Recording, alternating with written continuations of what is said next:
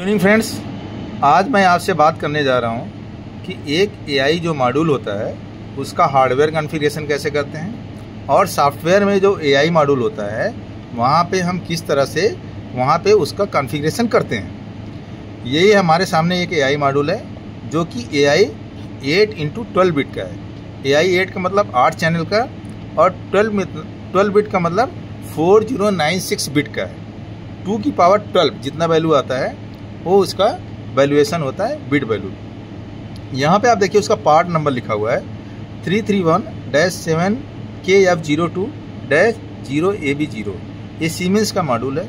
इसमें 8 channel AI हम use कर सकते हैं, 4 ऊपर है और 4 नीचे होगा। अब हम बात करेंगे कि ये जो एआई मॉड्यूल है पर्टिकुलर किस तरह से इसका हार्डवेयर कॉन्फ़िगरेशन करते हैं। यहाँ पे देखिए आपका लिखा हुआ है कि अगर 4 वायर है करंट में अगर 4 वायर है तो यहाँ पे सी टाइप सिलेक्शन होना चाहिए। ये जो नॉब बना हुआ है यहाँ पे आप देखेंगे कि ए इस तरह से लिखा हुआ है। यहाँ पे आप देखिए यहाँ पे लिखा है डी टाइप, यहाँ पे ए टाइप, यहाँ पे बी टाइप और यहाँ पे सी टाइप।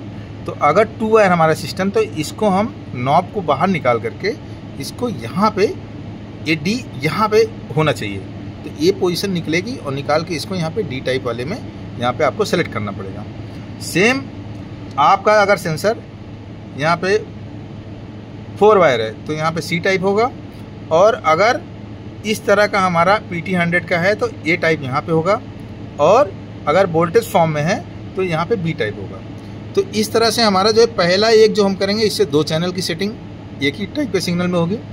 ये वाला करेंगे तो 2 इसका 2 इसका और 2 इसका, तो टोटल 4x2 8 चैनल की सेटिंग इस तरह से हमको करना पड़ेगा। ठीक है, अब यहाँ पे अंदर हम जाएंगे तो यहाँ पे आप देखेंगे कुछ यहाँ पे वायरिंग है। तो यहाँ पे 1 नंबर में आपको 24 वोल्ट देना है और 20 नंबर में 0 वोल्ट देना है डीसी का। तो जिससे क्या होगा ये इंटरनल जो सप्लाई है इस चैनल में आपका फ्लो हो जाएगी। अब जिस तरह का आपका कनेक्शन करना है, जिस तरह का आपका सिग्नल है उसको देख करके वायरिंग आपको फिर यहाँ पे उस तरह से कनेक्शन करने पड़ेंगे। कनेक्शन करने के पश्चात आपको अब ये जो मॉड्यूल है इसकी जो सेटिंग है अब हम इसको सॉफ्टवेयर में किस तरह से करते हैं वो मैं आपको बताता हूँ। यहाँ पे हम आपको बताना चाह रहे हैं जो मॉड्यूल हमने आपको हार्डवेयर में दिखाया था ये सॉफ्टवेयर में वो मॉड्यूल का कॉन्फ़िगरेशन है। ठीक है, इस मॉड्यूल पे हम यहाँ सॉफ्टवेयर में डबल क्लिक करेंगे तो यहाँ पे आप देखिए एड्रेस है कि किस तरह का एड्रेस कहाँ तक गया है। फिर इनपुट चैनल है, तो जिस तरह का चैनल है 0 से 1 है। यहाँ पे मान लो 2 वायर सिस्टम है तो यहाँ पे हमको 2 वायर जब सेलेक्ट करेंगे यहाँ सेलेक्ट करेंगे, यहाँ पे डी टाइप सिलेक्शन दिखा रहा है पोजीशन है। हमने यहाँ पे आपको बताया था हार्डवेयर में कि डी टाइप वहाँ सिलेक्शन करना है। सेम अगर मान लो 4 वायर का सिग्नल 4 वायर जैसे करेंगे तो यहाँ पे सी टाइप आ जाएगा।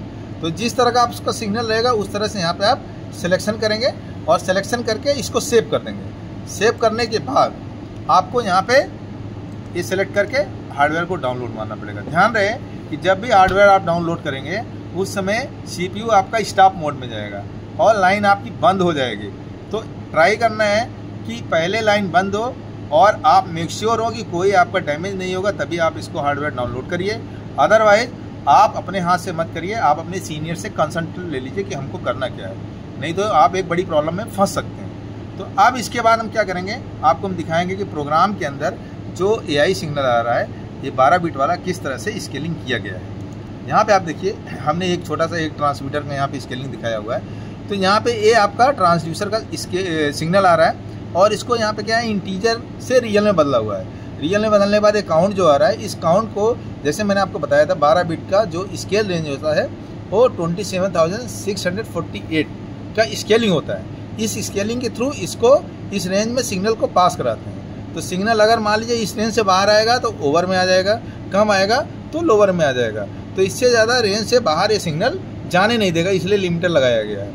अब लिमिटर के हिसाब से जो आपकी स्केलिंग है जहाँ का सिग्नल आप लेकर के आ रहे हैं वो प्रेशर ट्रांसमीटर किस स्केल का है उससे इसको यहाँ पे मल्टीप्लाई करना है या आपको डिवाइड करना है वो आपको देखना पड़ेगा।